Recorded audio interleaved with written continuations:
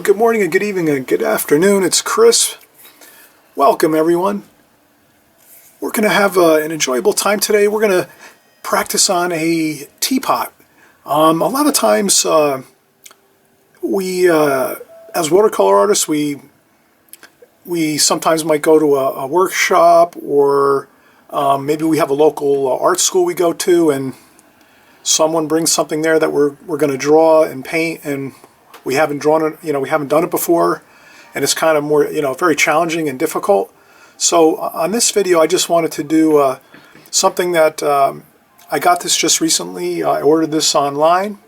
It's a really beautiful teapot. It's very ornate. It's kind of got the Christmas type decorations on it, with some berries and nice green leaves and things, and some gold.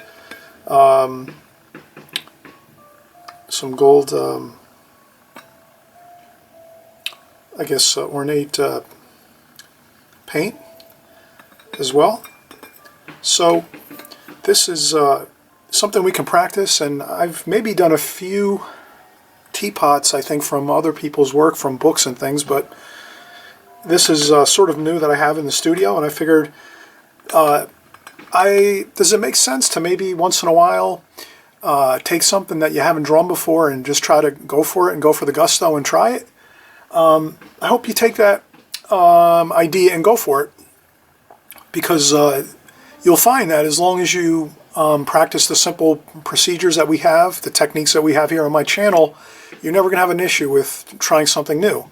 It's just a matter of, if it's something you're familiar with, you're drawing or painting, obviously, you're going to go in and you're not going to, you're sort of on autopilot. You're just going in, you're doing it, you've already done it before. Let's say it's a bow, or a flower, or maybe a coffee cup or something, or teacup, things like that you've done quite a few times. You're not going to really struggle with it too much, but it is good to kind of get yourself out there and do some more difficult, challenging subject matter, so that, you can just build up your, your muscles, so to speak, when you, as an artist, so that if you do come across something that you haven't done before, you can just say, hey, you know what, I have the techniques of how to do it. So we'll cover that right now. We're going to take this ornate teapot and we're going to set it across on our foam board, white foam board here in the studio.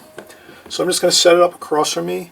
And again, the white foam board is just simply, I have two large pieces of foam board, maybe they're probably 24 inch by 24 inch, each piece of foam board, and this is a mini version of it. So I just have this, and I have it taped together, and I have it, sitting across from me on my table. So that makes my backdrop for my teapot here. So I set this across from me, and then we just have our normal setup: fresh water, a sponge to check some water, and our palette. So we have our palette with our nice moist paint, and I'll use a number 5 retractable pencil here today. So I'm going to make sure I'm in the picture here. We'll draw out a, as we always do, we'll draw out a, just a rectangle, so that we know we're in the picture here.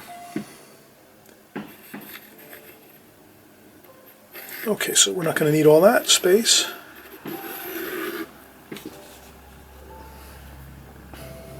Okay.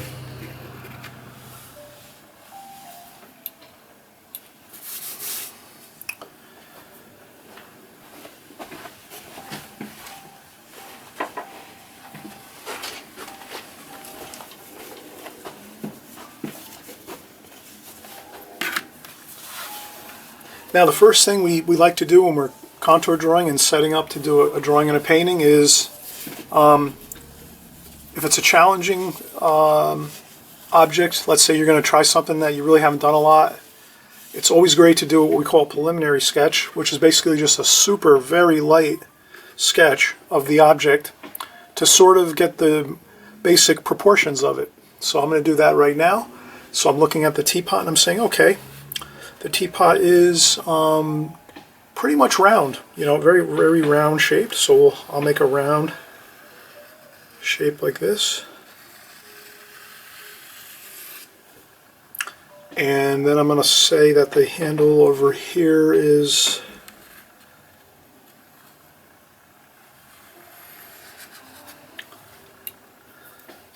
it's about that size. And then over here we have the spout portion, and we're going to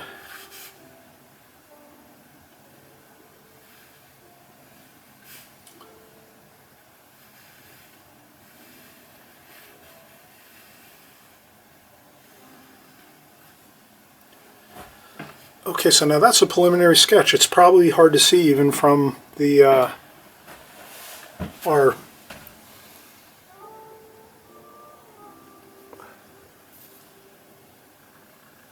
it might be difficult to see here, but I just basically got the general idea of the size of the main portion of the teapot, and then I just sort of lightly sketched the spout and the handle on this side. And now I can contour draw it pretty accurately, I think, from this light preliminary sketch. So I'll use this as my guide. So I'll start over here. And I think looking at this you'll see that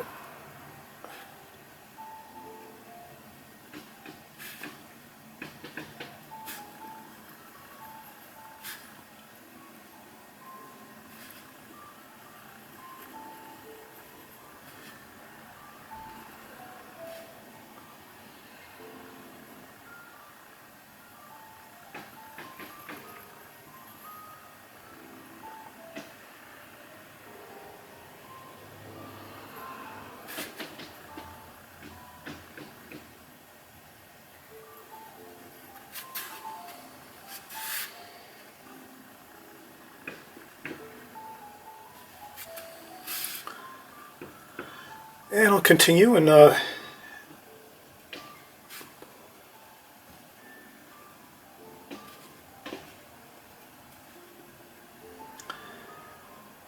go slow if I'm checking the angles. Now I'm going to look across from me. I'm going to use my pencil. So I'll take my pencil and I'll just hold it up in front of my eyes across from me so that I make sure I get the proper height of the spout according to the top of the lid of the teapot. So I'll set that across from me and I'll say, okay, it's basically one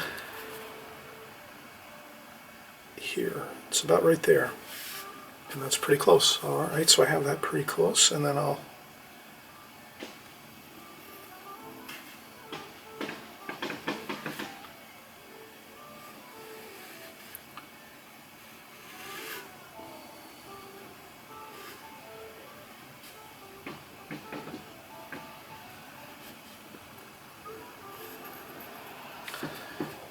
there's some curves and things on this teapot that I'm not going to necessarily get really too I'm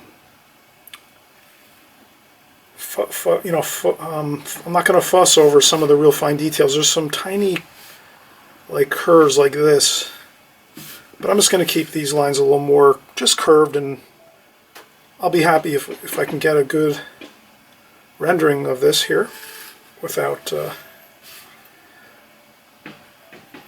getting too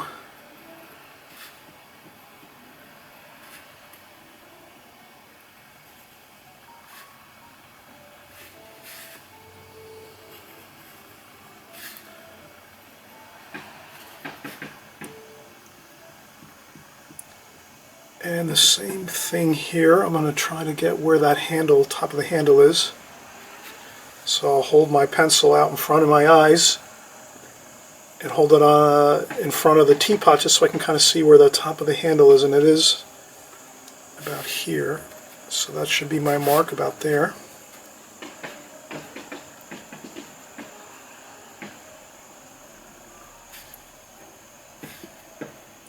Now here I'm going to try to do a nice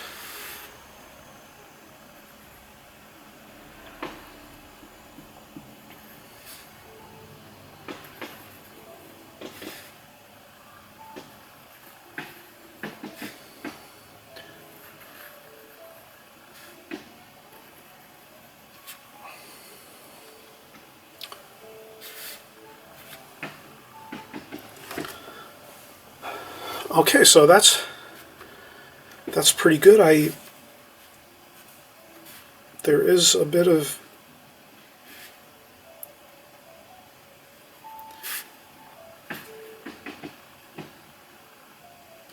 I just wanted to capture that small detail where the lid fits into the actual opening of the teapot here. So the lid, you can see the line between the lid and the actual teapot here, and there's where it rests. The lid rests into this, and then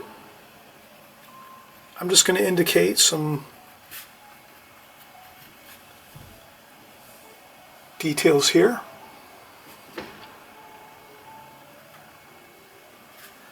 And also here. So I'm going to draw in some of the, I'll start here in the center for some of the details.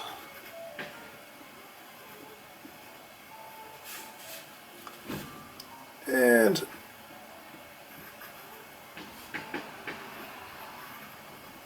I'm not going to get too exact, I don't think. I don't want to go, sometimes less is more, less is more. So maybe I'm going to kind of keep that idea in mind, less is more. I don't want to move the pot back in front of the camera here so you can see it, the teapot, but you'll probably recall back to the beginning of the video when I first showed the teapot. It had quite a bit of ornamentation on the teapot. So instead of getting too detailed with that part, I'm just going to let it go with a few ornamental ideas on this. And then I tend not to like, there is a gold line that comes down here like that. I'd rather leave it plain. So I'm going to leave that the way it is. And so I'm pretty happy with this is the way it looks here. I'm going to put a little shadow in like so. Then I'm going to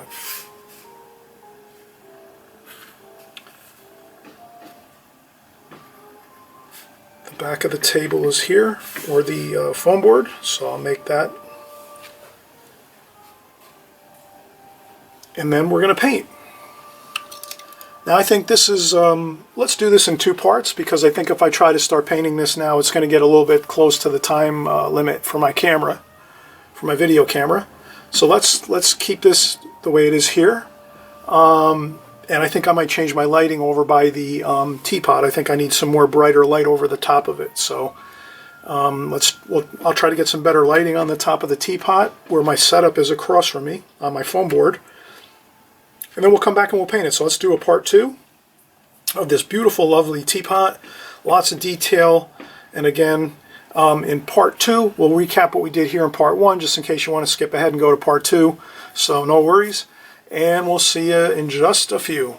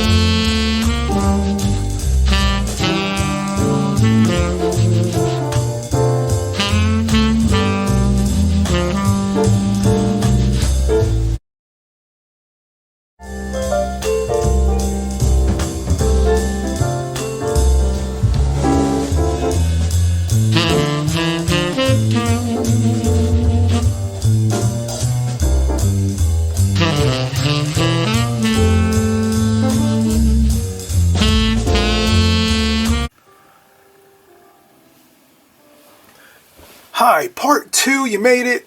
Maybe you jumped ahead, I tell you. Please go back to part 1. Watch part 1. You gotta watch part 1. Does that make sense? Right? When you watch something on TV or a movie, it's always part 1 first, then you go to part 2. Well, it doesn't matter if you jumped ahead, no big deal. Let's have some fun here. Okay, so we're doing a teapot, and like we said in part 1, if you did decide to skip ahead to part 2, that's fine, no worries. We did a preliminary drawing first, a preliminary sketch, which was basically we took our teapot and we just got the basic shape of it onto our paper very carefully. We went around, but very lightly, super light. And we got our proportions correct, and we made sure that the handle was the right size. And we also made sure that our locations were correct with our top of our teapot lid. With our handle, we made sure that we checked our level marks, right? So we looked across and we used our pencil. We held our pencil out in front of us up in the air so that we could use this as our measuring tool. So we just hold the pencil up in front of us and we check and say, okay, well, if the top of the lid is here, how far down is it to the top of the handle? And we noticed it was about maybe 2 or 3 of these top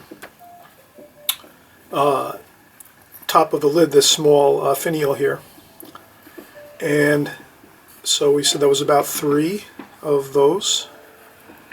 And that was the top of the handle. Or actually it was more like 2. 1, 2, about here. And the same thing was for the spout. So the spout was, so we just super lightly did a preliminary sketch, very incredibly light. Then we went ahead, once we did that, then we used that as our foundation in our guide, and then we did our contour drawing. So then we carefully, of course we had our teapot set up across from us on some foam board, just like this piece of foam board, except a lot larger. This is a mini version of the foam board, taped together, and then on the table, and then we sit our teapot on top of this, and then we have a light on top, a little spotlight. It's like a desk lamp, and that's over here, like this, shining down. And we did our contour drawing, so we carefully went around, slowly, checked our angles, and in part 1, between part 2, I just did a quick look and got some of the more details as far as where the shadows are. On some of the more intricate spots on the teapot here with the handle, there's some areas where I wanted to just put a few little light lines to help me better understand when I'm going into paint. Does that make sense to add those little lines here where the shadows are? So this way, if you add in those small little, you know, very light pencil lines where the shadow and the light are, you'll be able to capture that a little more easy when you're painting. If you paint a lot and you feel you don't need them, that's fine. Some people, I know some of you probably paint a lot without drawing so much.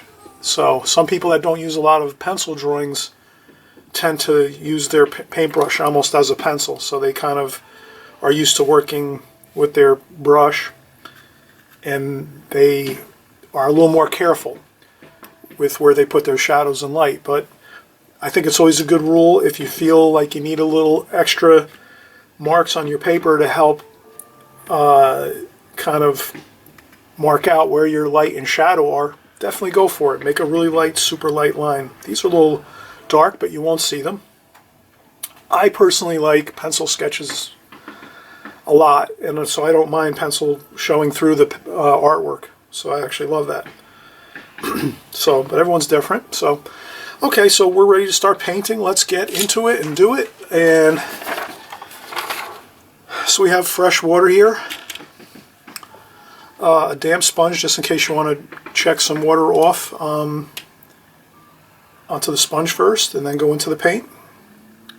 You can also just tap the brush a little bit on the container to check off a little bit of water before you go into the paint. And we have our miniature palette, which is a travel palette. And that's about it. And we just have good watercolor paper. This is Fabriano paper. And we're really ready to go. So let's start. I think what I'm going to do is I'm going to make a darker background on the top of this. So I'm going to make the back of my foam board, which I have set up, I'm going to make the back part of the foam board, so if the teapot is sitting like this, if the teapot's sitting here, I'm going to make this back part dark, like maybe a blue-purple color. So I'm going to do that. I'm going to start out actually with some blue and purple, and we'll get some darks in here. And I'll add in a little mixture of some raw sienna too.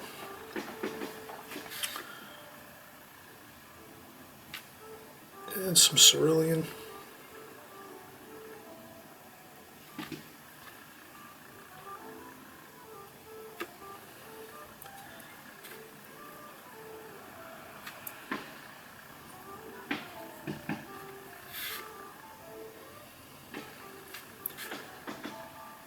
Now if you go with this dark background like I'm doing,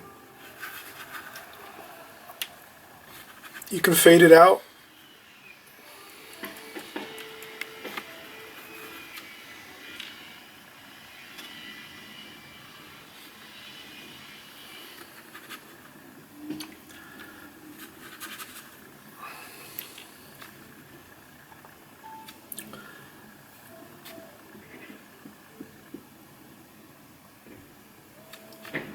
Now with this darker background, I will say that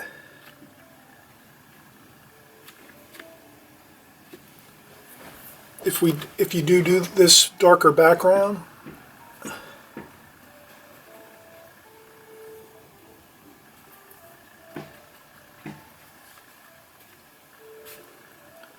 we're probably going to have to let it dry somewhat before we start painting in the rest of the painting. So be willing to take a break after you do your dark background here, so that you can.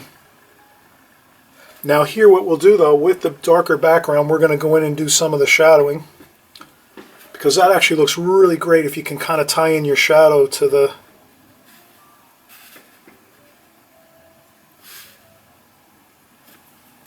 into the background. So let's do that. And it gets a little lighter over here with some more gold color, so I'll use some goldish color, and there is some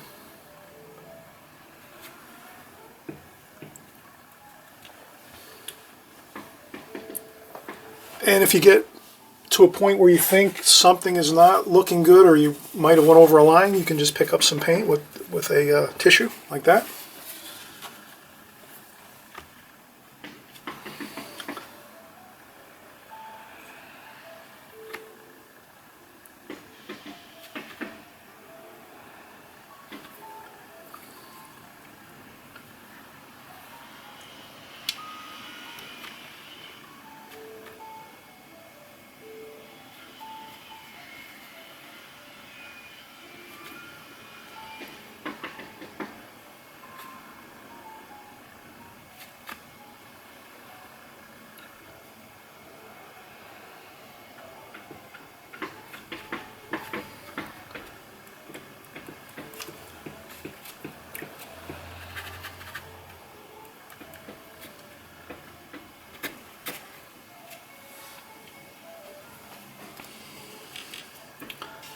Alright, I got to keep moving here quickly. I want to try to keep this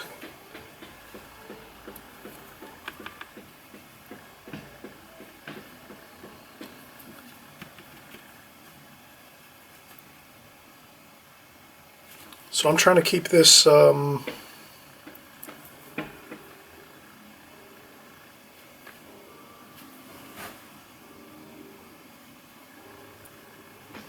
want to keep that going there. The light and shadow, and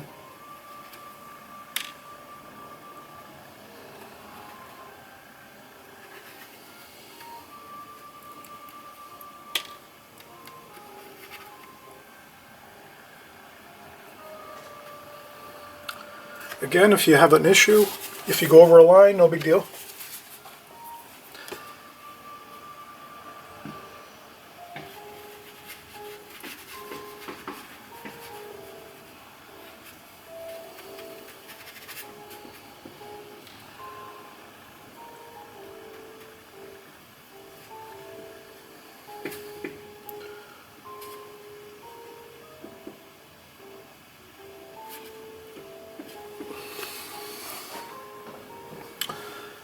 Alright, so that's looking really good. Let's get our shadow in.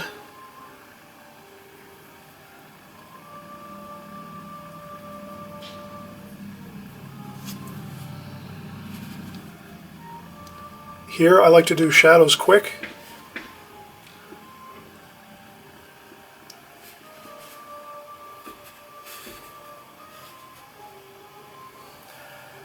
Darker toward the underside of the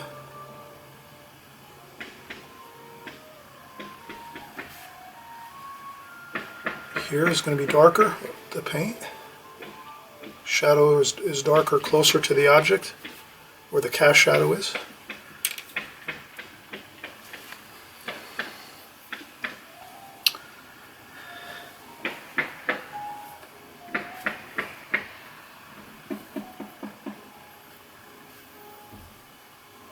Try to get in some other colors a little bit.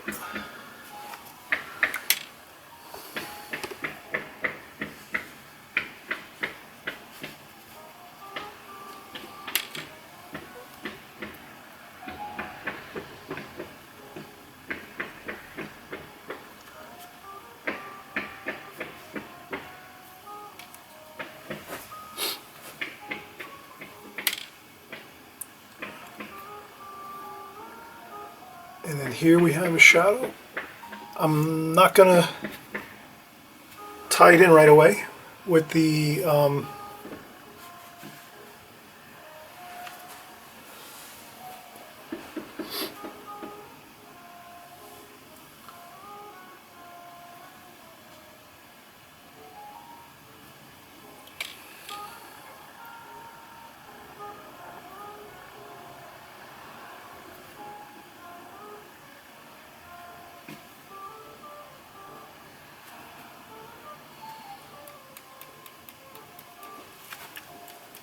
okay, so that's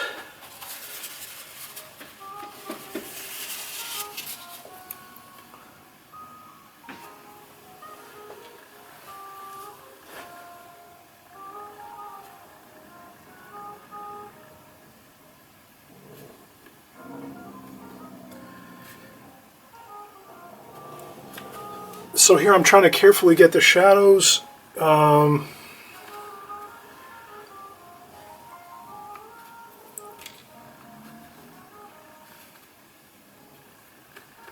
there's some nice warm shadows here, gold color. They get darker here again.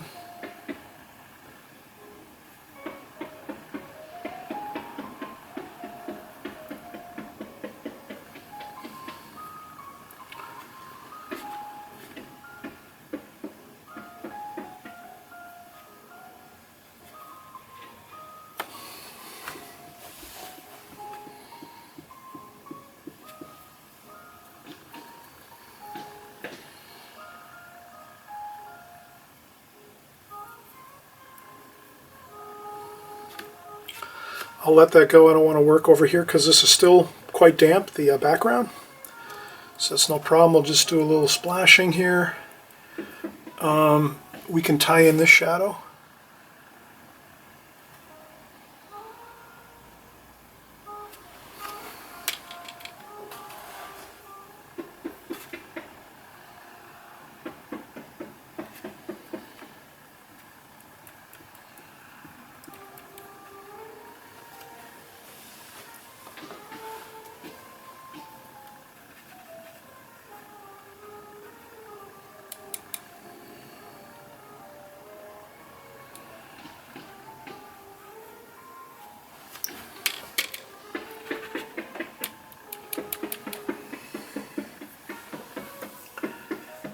Alright, we're doing well here. This is part 2, and we have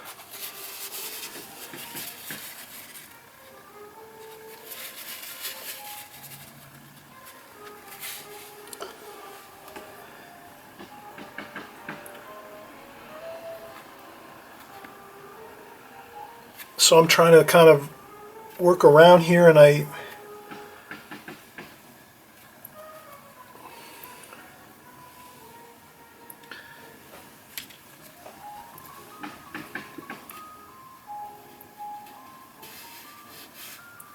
here I'm going to change my water out quickly.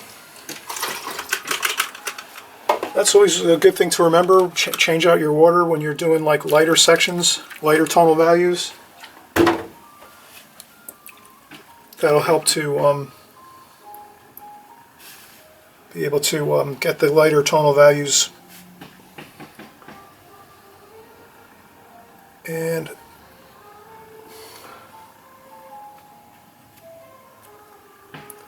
a little bit of blue, a little bit of yellow ochre over here. Light's coming from this direction, so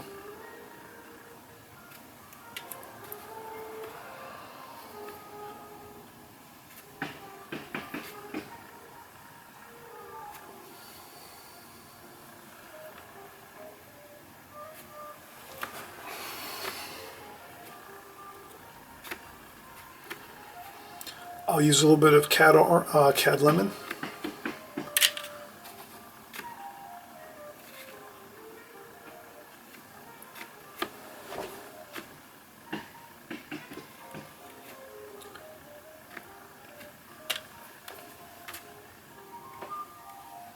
Cad lemon yellow is good. It gives a feeling of light, warmth.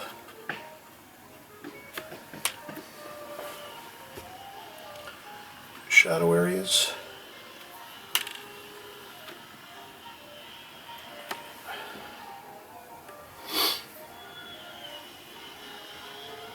All right, so we're kind of we're getting there.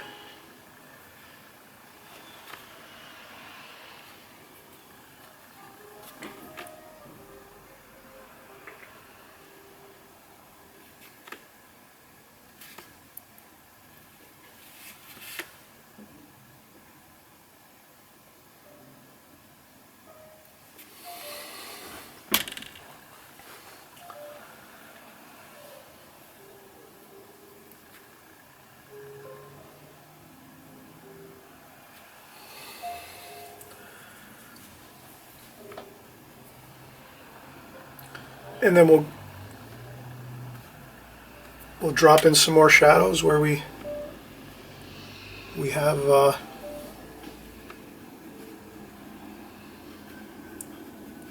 shadows being cast on the side of the teapot. There's a little more there. All right, so this is pretty good. The best thing we can do now is we will let this dry and we'll do the fine calligraphy here. So we'll do a little high-speed drying.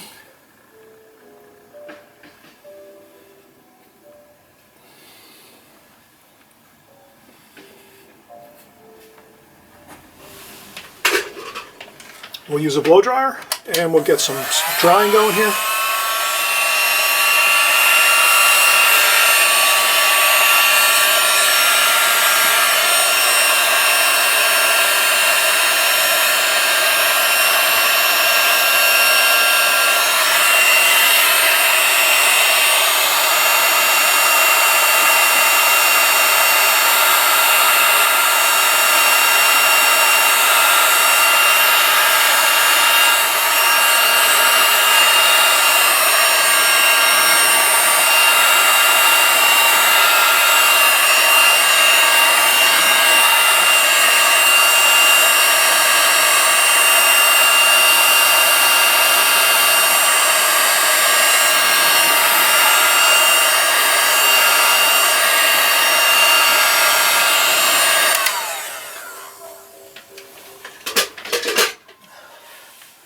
Okay, so now we'll do some fine calligraphy here on our teapot, and I think we'll stick to our same color pattern. I don't think I'm going to go too far out of the colors we've been using here.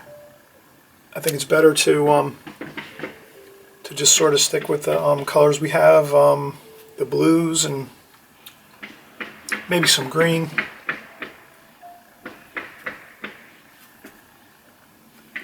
And my goal here is less is more, so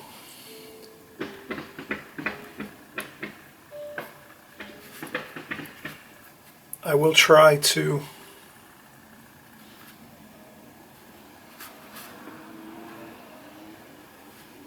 make this very loose, free. I'm not going to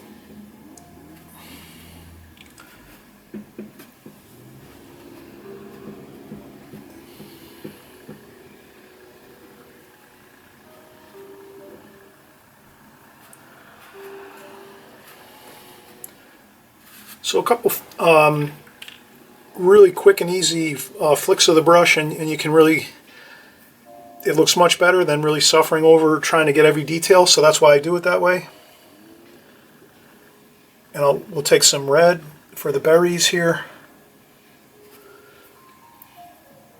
some alizarin crimson, some cadmium red, maybe a little bit of yellow ochre.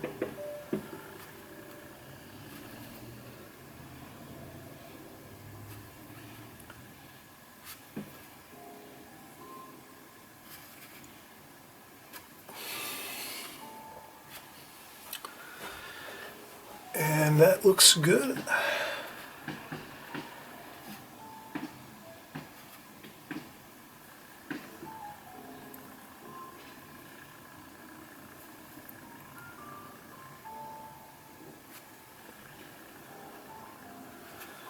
And there was a little bit of calligraphy here, so let's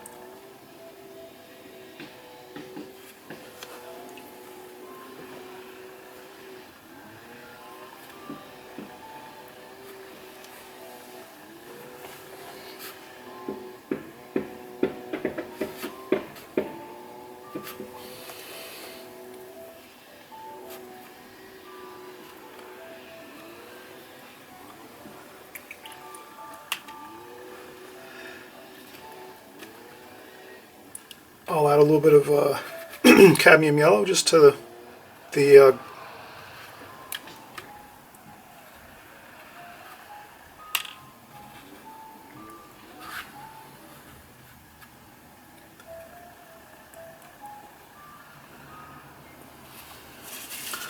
if you haven't marked, you don't a little bit of wash, that doesn't look good. We tap it up a little bit with the brush.